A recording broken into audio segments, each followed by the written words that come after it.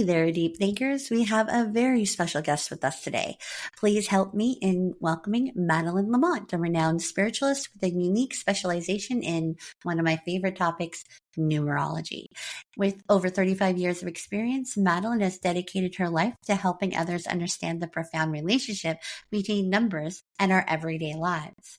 Madeline's expertise is not limited to numerology. She's the founder of a spiritual fellowship, which welcomes all those who are interested in spiritual and transformational growth.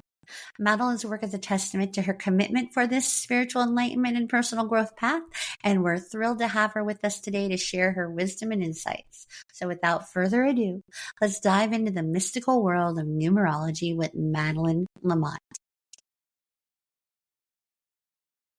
So for all the new listeners, I'm Lori Marie, and this is my co-host, Matty Frequency. Today, Carissa is unfortunately missing from the studio, but she's excited to hear the episode with our guest, Madeline La Mont, when it posts this Friday. So on that note, Madeline, how are you doing tonight? I am wonderful. Thank you for asking. It's really good to hear with all the craziness with this Scorpio full moon and Mercury retrograde and the other transits. It's been a little nuts. So I'm glad to hear you're doing good.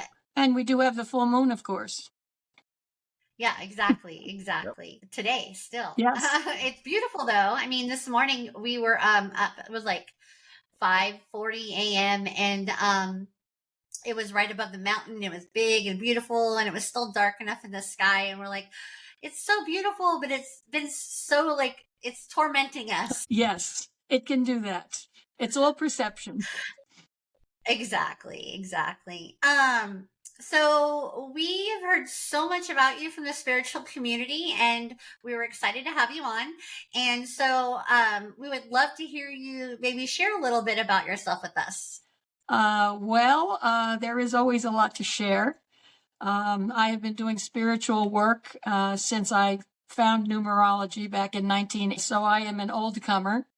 I've done thousands of numerology profiles. I teach numerology.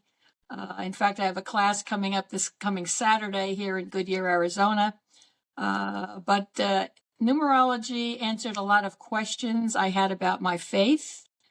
And that's when I started doing my spiritual work. That's wonderful. What I was going to say is that you said you did your spiritual work, and I do know that you mentioned that you are a founder of a spiritual fellowship. You want to share a little bit about your fellowship and the name of it and the location in case any of our listeners want to maybe search you out?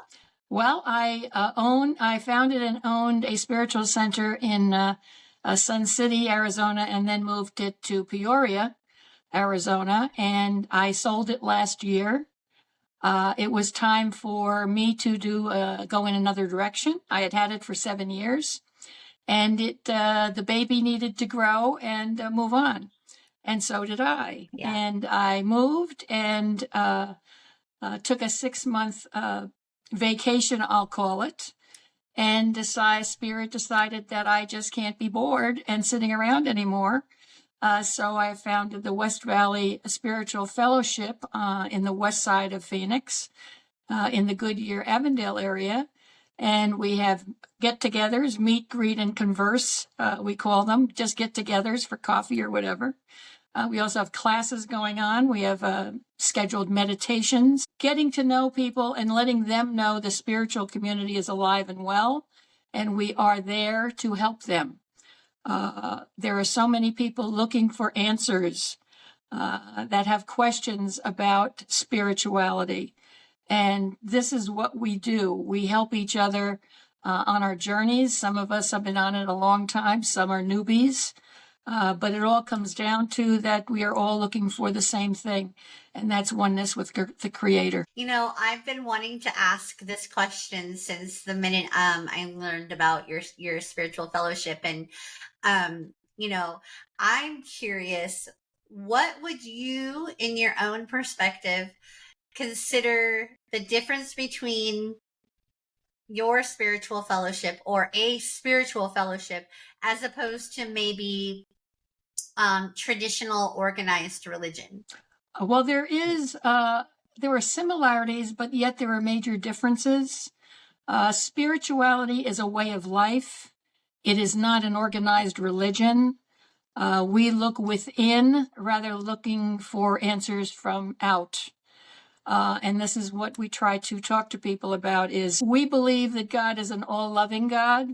We have God in all of us, fire and brimstone, and the fierce God who puts fear into everyone. And that's not who God is. And this is one reason that I became a spiritualist and do what I do, because God is a loving God, and God does not have a religion. God's religion, if there is one, is love. And that is what we need to share all of. And this is what I talk to people about. And if they don't want to hear it, that's fine. I've encountered many people from organized religions who, when they hear what I do, well, they are going to save me. And I hate to say it, but I know what it is to be saved. I am there already, and I am sharing the information. Yeah. I totally understand your perspective. I'm currently in the process myself of writing a book about consciousness and the spark of divinity within all of us, which is my perspective on what God is. So, I was looking forward to having this conversation with you to learn a little bit about your perspective. And really, we're all doing the same work. We're basically just trying to be there for people who, are trying to grow and learn and understand this very crazy world we live in. Well, we are in the midst of a spiritual war. And when I say that, people look at me like I have three heads, but we are in a very deep spiritual war, and we need to win it, and we are winning it, except the media and the public is not made aware of it, because that fear factor would be removed. And the only way you can control people is by having them in fear. And that is what the spiritual war is about. It is to free us. We've moved from the third dimension in the Piscean age to the fifth dimension, the age of Aquarius, a total different mindset. And the fifth dimension is one of, like the song says, the age of Aquarius is here.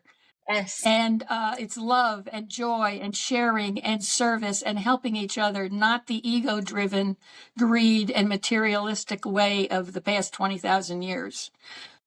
Yeah, I kind of look at it like the earth plane that our consciousness is all existing on right now is ascending. The earth itself is ascending in its own shift. And in order for us to be in alignment with where it's ascending, we're going to be uncomfortable. So we're going to start going through all these uncomfortable things. And a lot of people who are feeling the shift but don't really know what the heck is going on, those are the ones that are kind of stuck with the panic. And I believe it's like a time of choice. If we choose not to grow and change, we'll stay with the earth as it always was. And then those of us who, are choosing to grow and shift and ascend with the earth, then life will start to be very different in time, and it will take time, even though time is an illusion. But really, exactly. The goal for people like yourself and me and Matty is that we're basically here to help raise that consciousness, help make people more aware of what's really going on and who they really are. I don't think people really realize that they're not just a physical human shell. I think people think that they're in a game or something, some kind of matrix. And there is some level of truth to that, but my perspective is not the one of we're living in somebody else's game or matrix. I think it's a little bit different than that. Well, we're spiritual beings, and we just happen to have human bodies because yet we have to be seen. And this is what is chosen on planet Earth. The thing is, the soul never dies. The body may disintegrate, and we move on to another one. And this is where sometimes I will get into past lives, because we're all products of our past lives. And anybody who doesn't believe that, well, I can argue with them, but they're not going to listen. It's remarkable. The fears we have we don't know where they come from, but once you get into past lives, you know all about this. And one thing I do with my numerology profiles is I tell people, who they really are and why they're really here. They may not want to hear it, but that's not my problem. I'm just the messenger.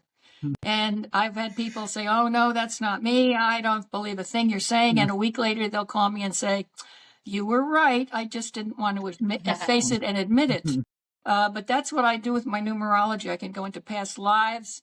I do spiritual counseling. And like I said, I teach people about numerology, because if you know yourself, you can know other people. It's the science of numbers has been around for over 5,000 years. Pythagoras is the one who organized it. And it is fantastic. It is exact.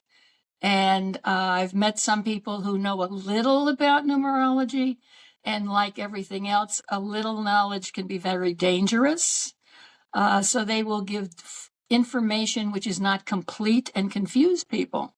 That's the world we live in right now in general, with spirituality and with the media in the way that it is, and it's so open and everybody wants to be seen and heard, and they're taking the little bit of knowledge and making it like something that isn't. I'm very much an astrologer, numerologist, healer, and very in tune with source. And when I hear people take things that are going on out of context, yes, and blow it up into drama for entertainment purposes, it really frustrates me, because then all my friends and colleagues and clients are like, Lori, what's going on with blah blah blah blah blah that everybody keeps talking about? I'm like, it's not what you think, relax, and I have to explain to them, don't listen to everything you hear, follow your intuition first and foremost. Exactly. That's my go-to. But numerology, and Matthew too, we talk about numerology all the time. Numerology is fun. I based the name of our Evolve 24, which is Evolve 24 Productions, but we go by Evolve 24. That's where we host Deep Thynker Society and other spiritual content. And, just to get the message out there, the messages out there that come through, Evolve 24 is and that is a master number. And when I put it together, I'm like, that is perfect. It hits the spot, and we've had nothing but positivity since we've, taken it off the ground. So, on that note, I would love to hear your perspective on numerology, maybe on master numbers, on ordinary. I love to look at addresses when I use it a lot. And when my friends tell me, and I see patterns in their life, I'm like, what's your address? Tell me what you're actually, I know what their personal number is, but what home are you living in? That really makes a big difference. Yes, it does. And there's certain numbers that I wouldn't live in. And there's certain numbers I would love to live in. It depends on the individual, because your energies have to mesh with the energies of the property. And if they don't, you're in trouble. People don't realize the impact that numbers have on them. And just like when I meet someone, I immediately assume the first name is what it is. It's really the birth name. And I go by the first letter of the first name to know down deep who this person is. And then I can read their energy. And, you're very talkative. You're very social. You're very self-expressive. And you like to let people know who you are. There's so much to numerology. And, people say, well, I can't add. I don't like math. Well, I'm sorry. If you can add 1 and 1 and get 2, you've got it made. Yeah. It's not like you're doing, geometry or calculus. It's a simple 1 and 1 makes 2, and reduce it to the single denominator, and you've got it made. I was always involved with numbers my whole life, even from school. I would count everything. And, of course, took 4 years of high school math. And I was told I should be a math teacher. But being an Aries, that's kind of tough for me. I have too many things that I have to do. And being a school teacher wasn't appealing. And then I was told I should be an accountant. Now, talk about boring. So I have been mostly in customer service all my life. even working for the police department and 911 dispatch for 5 years in Phoenix. And I've learned how people react to things. I've learned body language. I've learned energies. But the first letter of the first name is critical for me to know someone. And their birthday, of course, has characteristics associated with it. But you really need to look at the whole birth name and the whole birth date to find out why this person is here and why you're supposed to be doing things and when things happen in their lifetime or probabilities. Unfortunately, there's a lot of problems when people are adopted and they don't know their birth name. And luckily, they may know birth date. And this is where you have to see what the name is they're using, but it may not be the real person. Yeah, so I actually adopted my daughter, and I changed her name, and I've actually changed her middle name from the middle name on her birth certificate. That we haven't legally changed it, but she's been going by it since she was, as soon as she could talk and know who she was. You know what I mean? Oh, yeah. So I definitely know that there's a difference between the name she was born with and who she is. But I also believe that numbers carry vibration, and it might be the core of who she is at her birth. But I do believe that just like when we live in a home, things change. And just like in astrology, we have some sort of progression. So, on some level, she does pick up, and her birthday is the same. And her birth time, I did legally get her birth time, thank goodness. Yes. As an astrologer, I would have went crazy not having her actual birth time.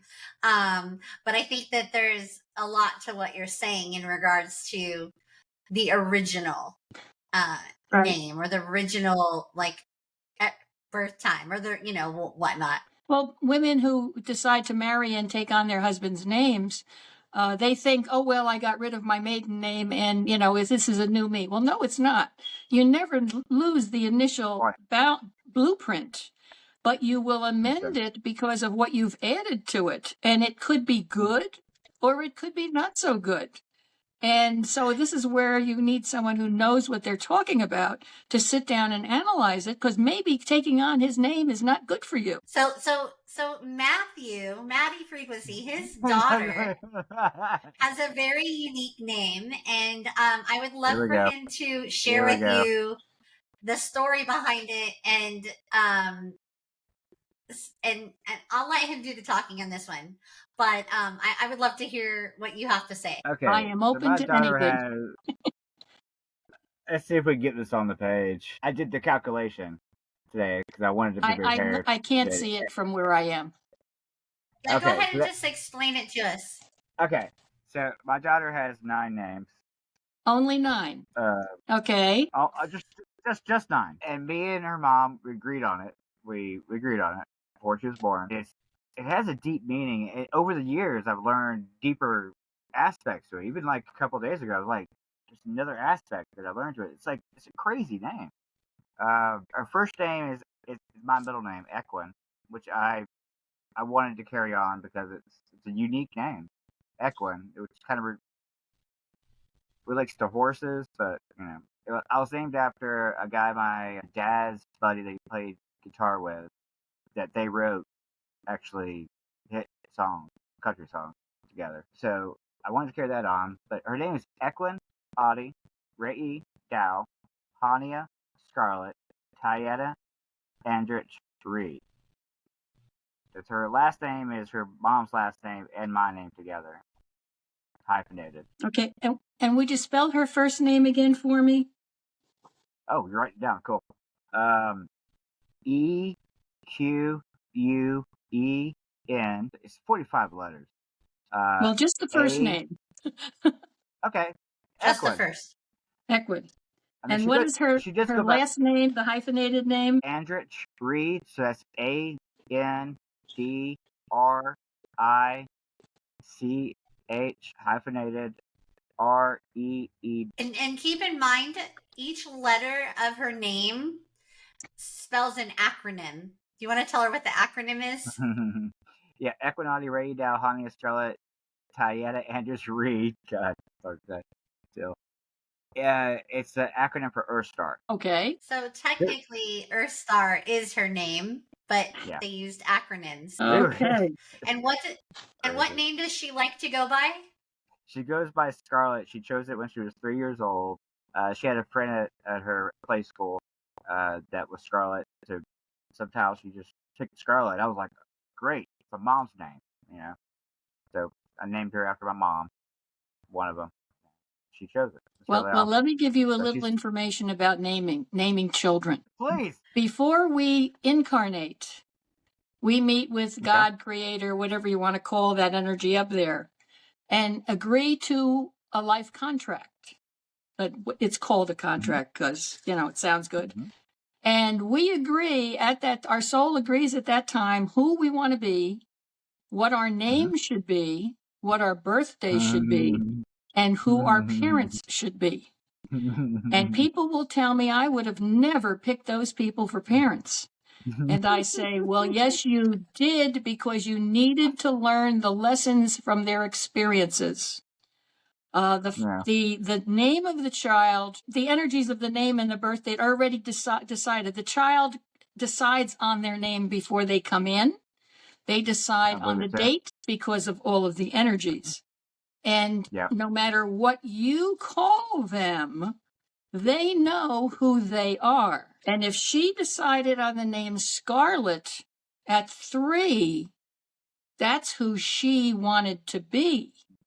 So you could have named her anything you want, but she didn't communicate correctly with you. And she has this other name, but this is your name for her, which is fine. But the energies are focused in Scarlet. So we have all of the other names to put together. The first name is the materialistic, the physical name. The last name is the family environment name.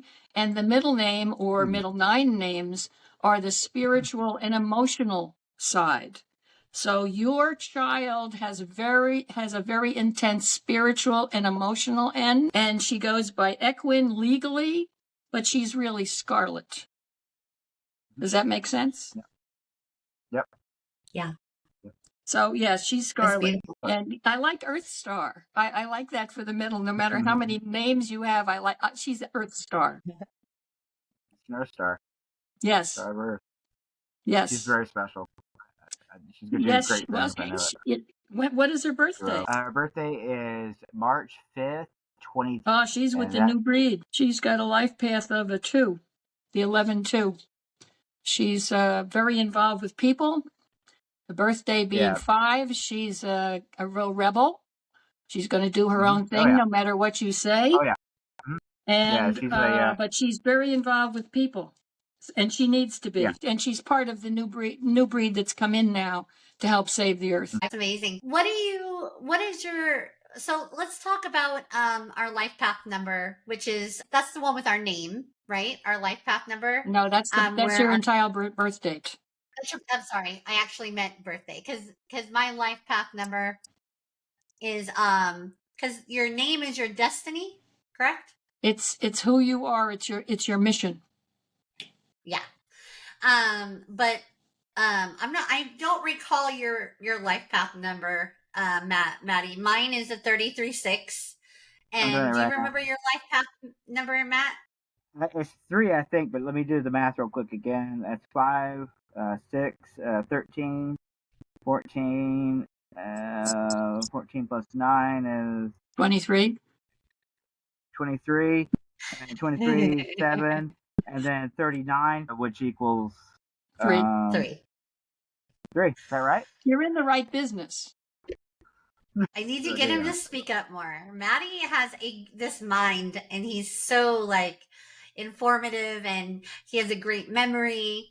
So having him on the podcast is getting him, to start embracing that 3 energy.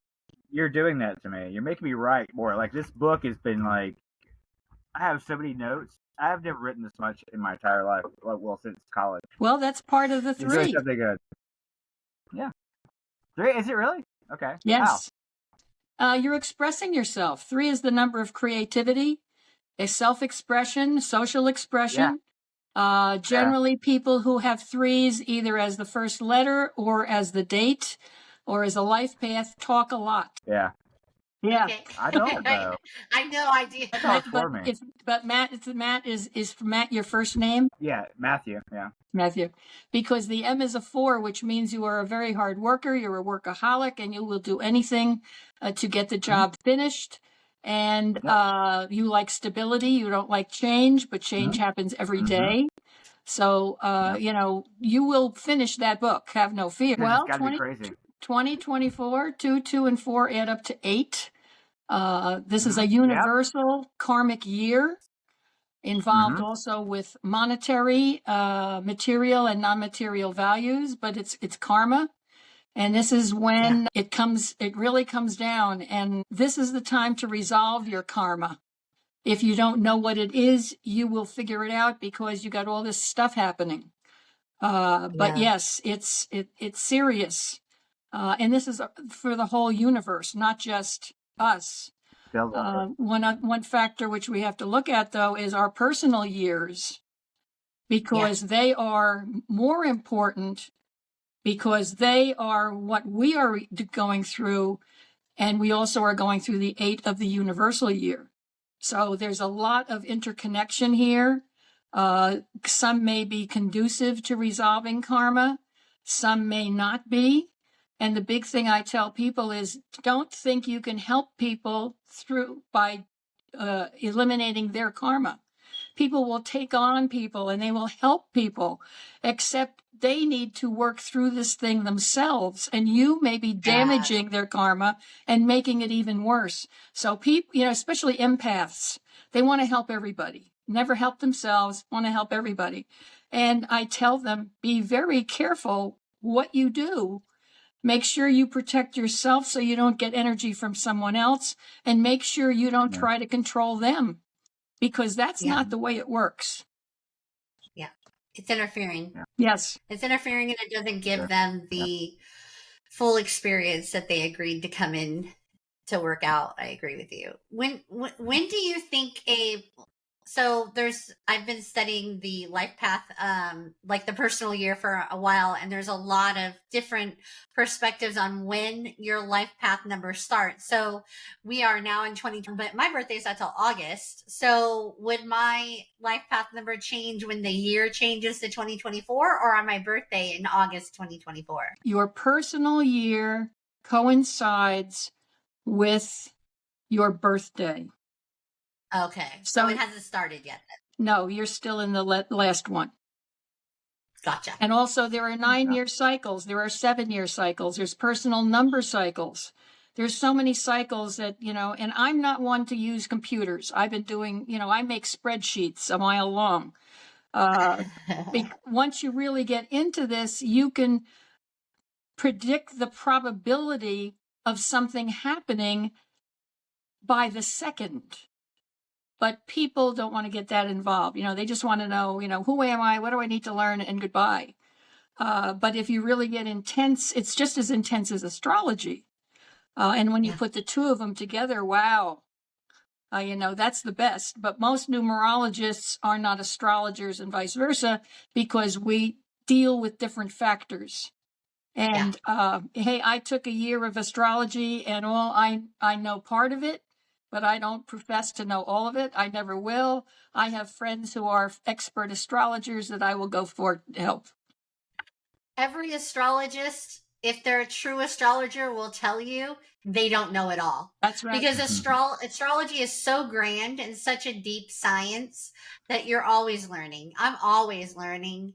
And I feel like it's just a piece that I use as a catalyst when I work with people to help them get to know themselves and like tap in.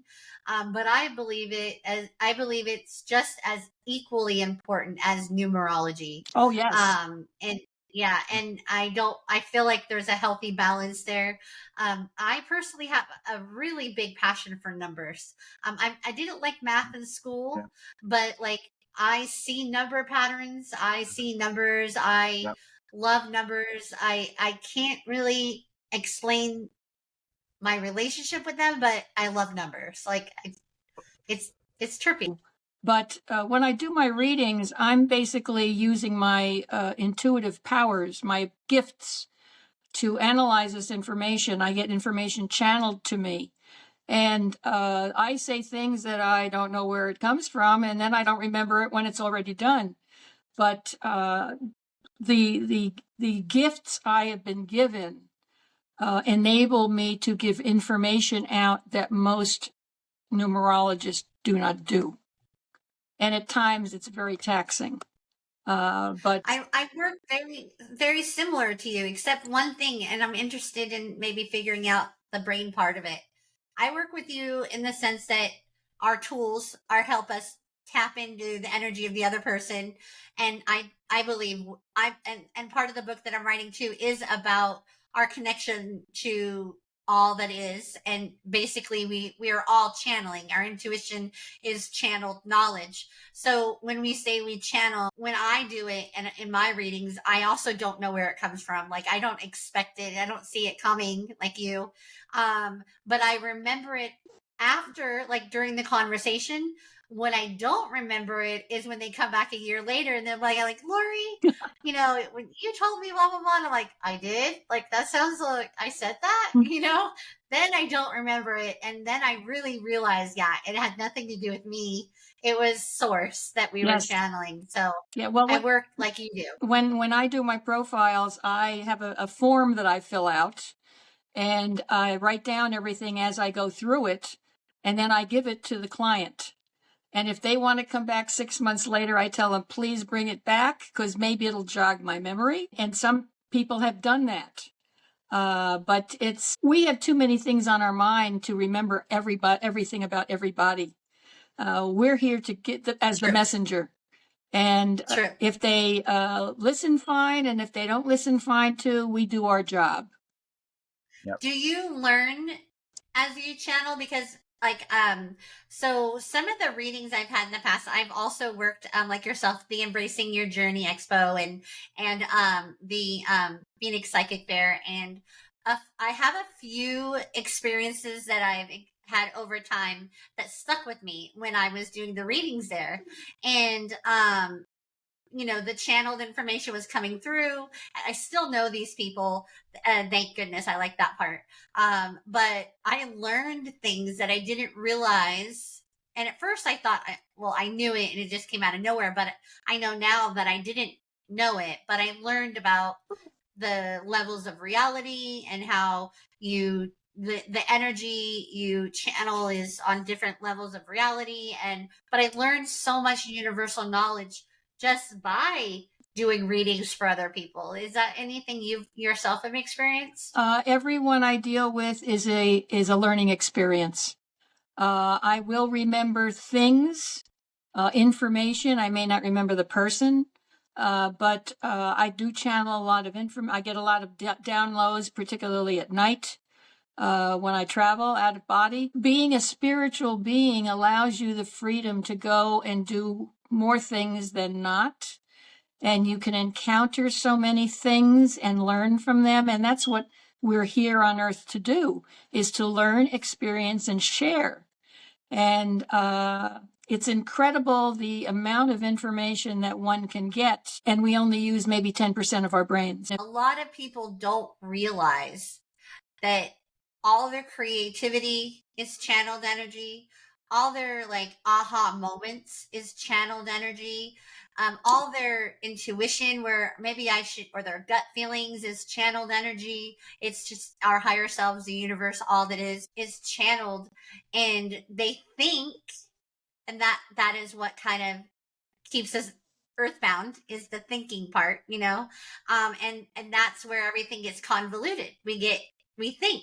And if we would learn to maybe cut language out a little more and just feel that universal knowledge, we would talk a lot less. We would, communicate in much different ways. And when we did communicate, it would be much more clear and understood, and not like words create. So a word to me and a word to you, we have the same dictionary meaning, right? But when I hear a word, I have a picture and it's something I relate it to, and you have a picture and something you relate that word to. So no matter what, we interpret that word from our own perspective. And that is limiting. That limits. I can't see it from the same perspective that you can. I don't feel it. So when we could communicate the same word and not have the same message. You Well, see what I'm saying? yeah, exactly. Yeah. And this is what the fifth dimension is all about. We don't need to research and really delve into things because it will come to us intuitively. There will be, we will have information firsthand without working for it. So this is why people need to embrace spirituality, so they know who they are and what's happening to them, and they can understand who they really are and why they're here. And knowing. So you said fifth dimension, but not a lot of people understand that. So fifth dimension, meaning the earth is ascending to a new level of energy, which happens to be the fifth dimension. Mm-hmm. And in the fourth dimension, that's kind of a realm where spirit dwells. And then the third dimension is where our physical bodies are inhabited. The fifth dimension is total mindset. It is using your spirituality. It's using your intuition. It's using those tools that most of the time people ignore. And this is where, time is an illusion. We won't be caring about time. Established organizations will not be as such because we will be free to think and to evaluate things and to have joy. And it's not going to happen overnight, but as we go along just one by one, we can change the world. And getting away from the ego and the greed and the negativity is what is so vital. And some people never will move out of that. Let's talk about past lives. Well, are they really past? That's also a question.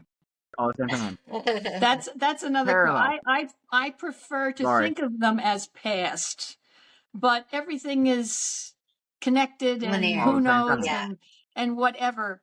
But if we are open to learning about our past lives, we learn about the fears we have, which we can eliminate, knowing the reason. We can understand why we do certain things and why we don't do certain things, because your past lives make up who you are right now. And your past life to the previous life to this was composed of all the same stuff, but you added more to it in that existence and came in here now as you are.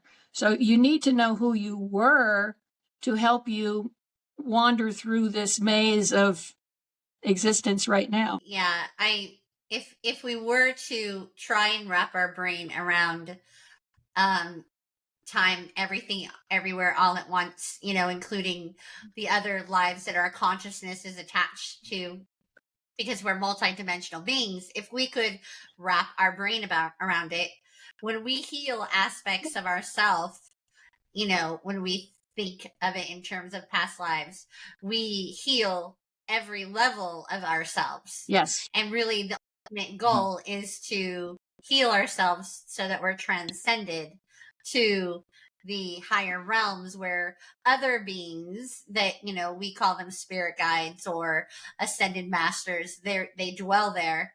And someday, our consciousness will have healed and ascended there as well. But if we want to get there, we need to turn our minds off, like you're saying, and, and let go of the drama, the hate, yes, the conditioned, human side of things, and, the ego. And really, we can't really technically let go of the ego as long as we are in the 3D realm, but we could work on knowing that that's not who we are. Right. And heal pain caused by the ego so that we could, in time ascend.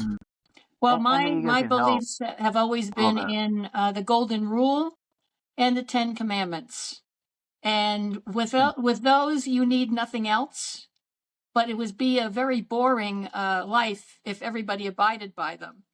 But those are what I talk about when I talk to people about living. and the ego, because the ego is what causes all of our problems. We need to move a step forward and embrace each other. We are all connected, and we need to move forward as one big family. And who cares what color, what race, what ethnic, whatever you are, just don't infringe on anybody else's airspace. And we can get along. That's all I ask. Just get along. Yeah. You can believe what you want to believe. There's no right and wrong. I'll believe what I want to believe, and we could coexist. And, Matt, I heard you trying to say something. What were you going to say a minute ago? Oh, what was I going to say? Oh, I was going to say, your mic is so low. So low, isn't it? I'm sorry. I'm going to fix this by next week. No, I was just saying the ego plays a little bit. Ego is okay. Ego is okay in a little bit. It's okay, It pushes you forward to, but many people have too much ego, and it just strains. Exactly. They're healthy. Healthy ego is connected to the material world. How many cars do you really need? How big of a house do you really need?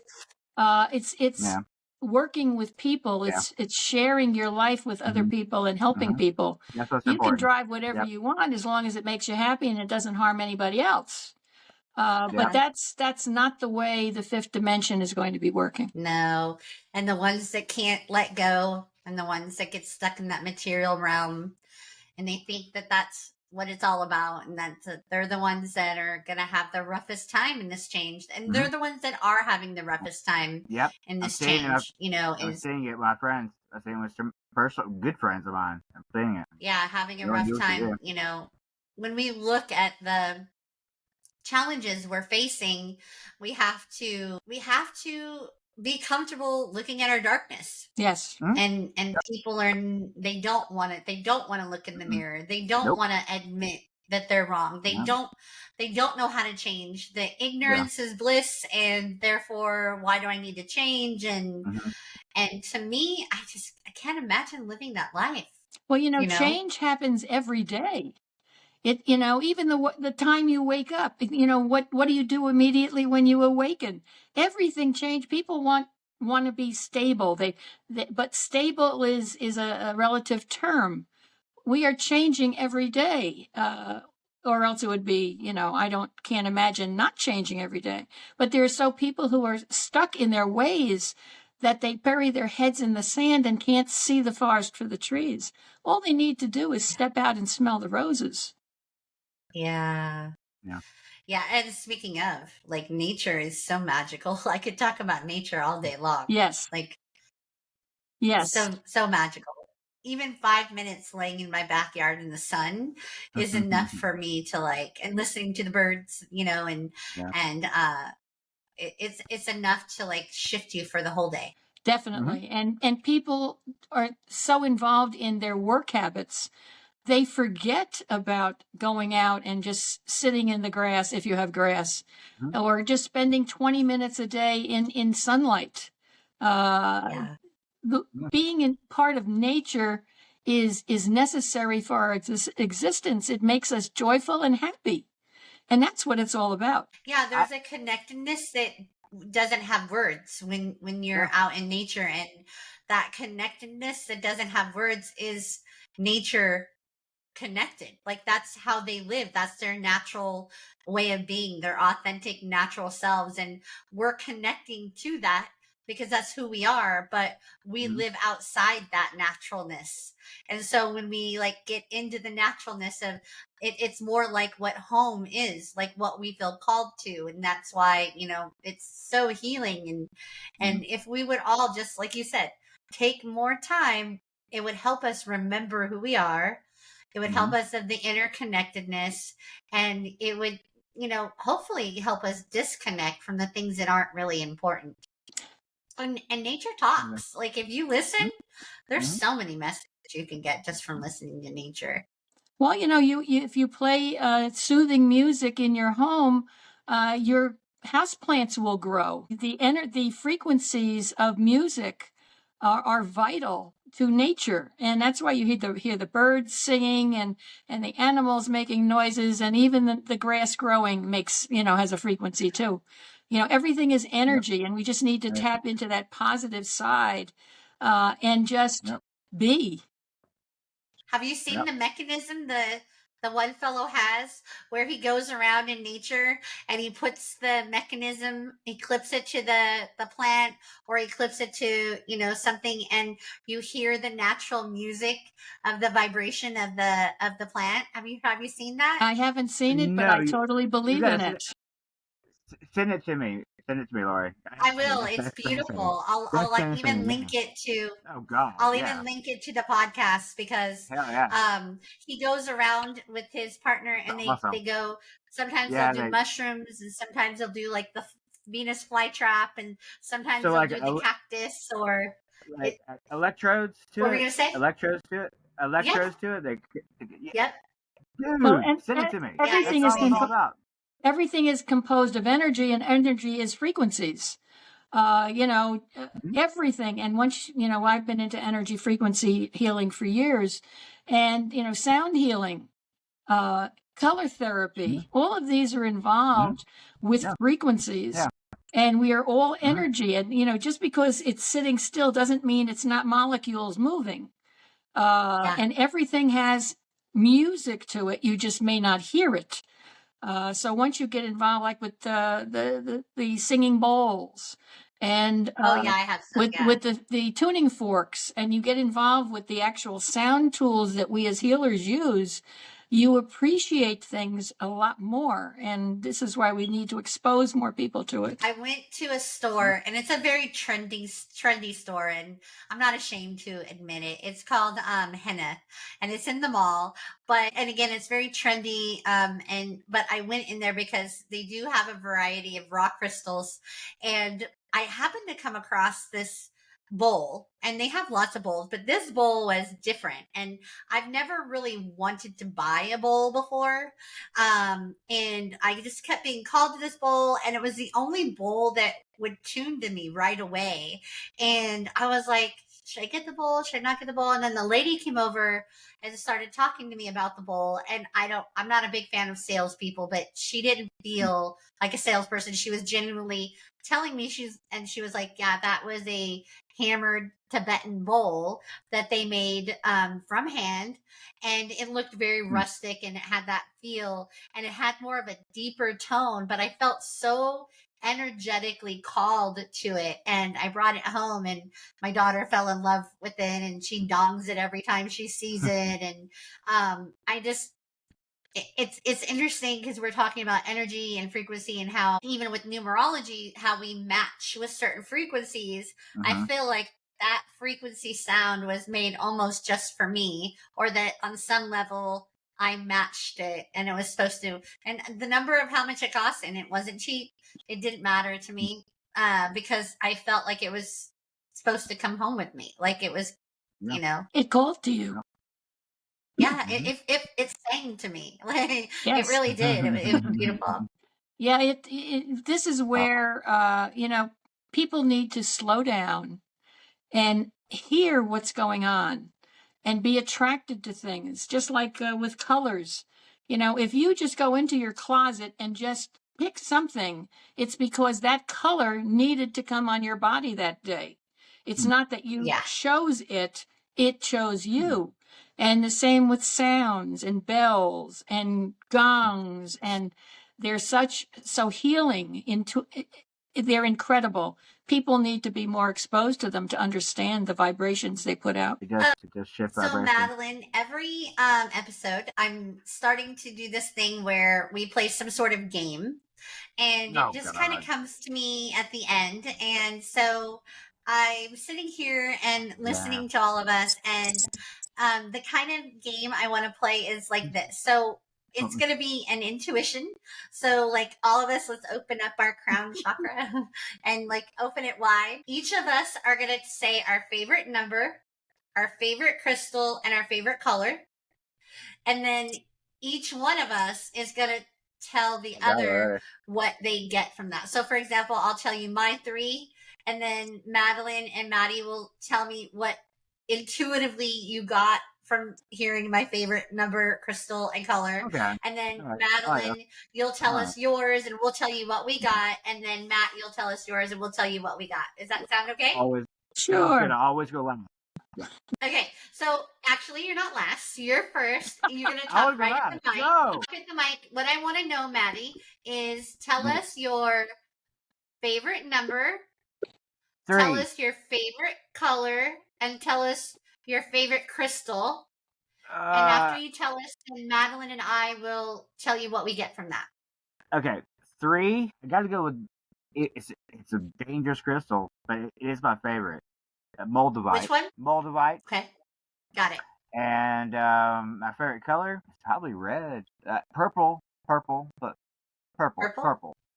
So 3, Moldavite, and purple. What do you get from that, Madeline? I'm getting that he's very grounded, he's very spiritual, and he needs to tell everyone how wonderful life is. I'm getting that he thinks outside the norm, that he is supposed to be communicating what he thinks outside the norm, and that he is very in tune with that energy, that it comes from outside the norm.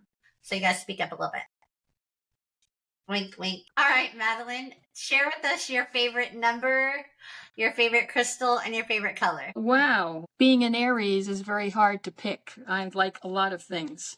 I would say my favorite number is 4. My favorite color is purple. And my favorite crystal would either be a clear crystal or a rose quartz. Okay. What do you get from her answers, Maddie? Well, the 4 is house structure. Structure. She's very grounded, structured. And the rose quartz, heart-centered. And purple's very spiritual. That's all I got. I get unconditional love, universal knowledge, and the teaching, which is the structure. Okay. That's what I get from those for you. Thank you. Makes sense. Yeah. Oddly enough, I do love the number 6. And that's my number 33, but that's not my favorite number. For some reason, my favorite number is 27. My favorite color, I'll be honest, I love them all at different times. So in the moment, my favorite color is probably like a burnt orange. And my favorite crystal is by far rose quartz, raw rose quartz, like straight from the ground. Those are my 3 favorite. What do you get, Matty? Well, that's burnt orange to sunset. It's about fiery. I mean, you're fiery, heart, and you're 27. What's 27? 27. It's like a prime number. I don't know. But that breaks down to 9. And 9's well, you know what 9 is. Tell us what 9 means. Infinity. Infinity. There you go. Okay. I got 11 back here. There.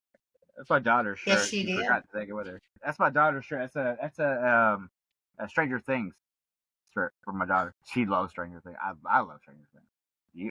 Who doesn't love Stranger Things? What about you, Madeline? 2 and 7, and the 2 is teamwork and working with people, and the 7 is spiritual. It adds up to a 9, which is the humanitarian. Okay. The rose quartz is love. You're doing it right now. You're sharing. And the burnt orange, for some reason, I'm thinking you are one of in the past, not past life, but years ago, there's something there that still attracts you and grounds you and is apparent in the burnt orange. Does that make any sense? Well, when I see burnt orange, it feels very rustic, and I feel a call to like a Indian Hindu type energy. And I don't really know where that is drawn from. But it's what I feel when I see that color, and it feels warm, and it feels grounding, and it feels old and rustic and smart. Like not that I'm smart, but it feels like it has hidden information. It's probably related to past lives the past life you had there too. Definitely. Yeah. And turquoise, like a rustic turquoise, like, and the rustic burnt orange together just seems very deep. Yeah. Yes. Very cultural, very deep. Yes. Could be Native American. Yeah, it could be. I definitely have had, I've had regressions, and there was one regression specifically years ago where I had a partner, and his name was Marquis, and he went out on a spiritual journey, and I could see him, as I'm telling you, getting into his boat and leaving the waters and not coming back. And but for some reason I feel very connected and very okay with that he left on that journey. Even though he didn't come back, I felt like it was so really important. It was very important, especially for him. Yeah. Yeah. And I feel like I don't know that person in this life, but maybe someday I will. But I feel like maybe he just went on that journey and just hasn't came back. Right. They do appear, you know. I've met a couple of past life people in my life now. Very interesting. Yes. So he may be back. Interesting, huh? Oh, yes. So interesting. Well, I loved having you on, Madeline. Thank you so much. Is there anything you want to say to everybody? Like, is there a website you'd like to share, or a upcoming event that you want them to know about, or anything at all that you want to tell the deep thinkers out there listening to you? Well, first of all, thank you so much for having me on. I really appreciate the opportunity to talk with people of like minds, especially. There is a website, West Valley Spiritual Fellowship. We have Facebook pages, and we have meetups. So if you're interested, or just send me your email, and I can put you on our email list for all the events we have going on. This coming Saturday, we're going to have a meet, greet, and converse time, as well as my numerology class following, and that's going to be in Goodyear, Arizona. And we've got other things planned, meditations, other classes, other get-togethers. So if someone is interested, they can find me. Good. I will link your numerology page to the podcast, and they can find you that way, as well as your Facebook page. And Matty, is there anything you want to say before we sign off for the night? No, just thank you for being here, and it's a great conversation. Bless you. Yeah, I loved it. This is a wonderful experience. Thank you for sharing all your knowledge with us. Well, I appreciate the opportunity, and we could go on for hours and hours, but I think this is enough for today. Yeah, I agree. We could definitely go on for hours. Come back.